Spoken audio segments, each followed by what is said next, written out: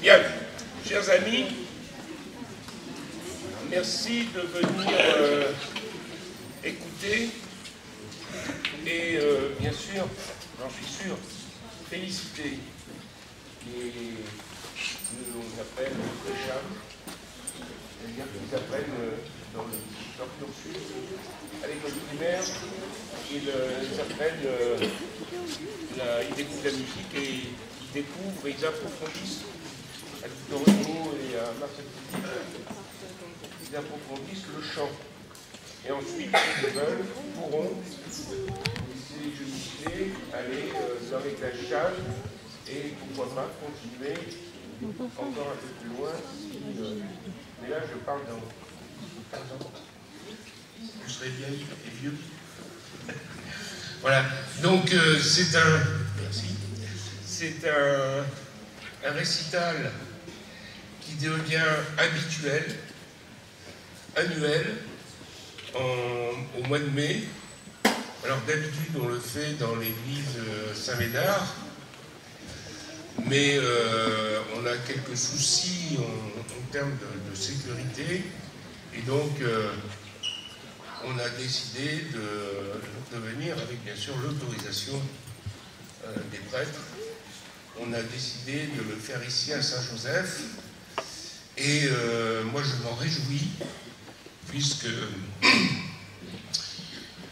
je suis un enfant du quartier Rouergue, et donc tout ce qui peut valoriser ce quartier, tout ce qui peut le faire connaître, est un geste positif, comme c'est un geste positif que de voir ces enfants donc, et les écouter.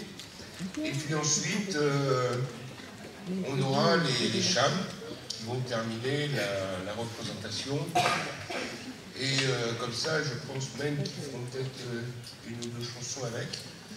Et comme ça, le relais, le bâton est passé de génération en génération pour qu'ils puissent grandir avec cet amour du chant choral.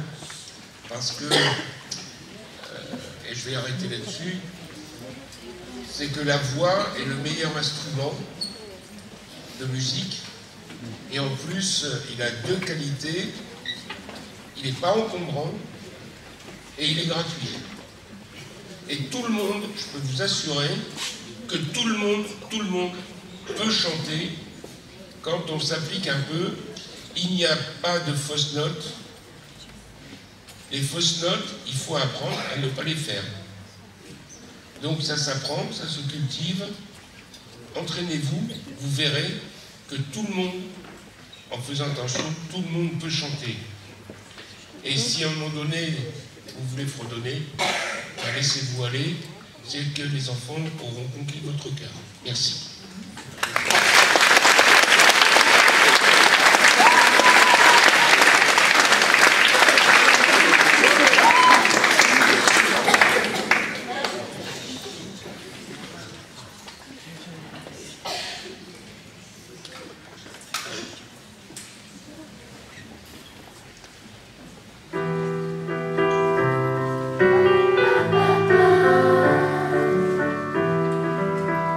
Ooh.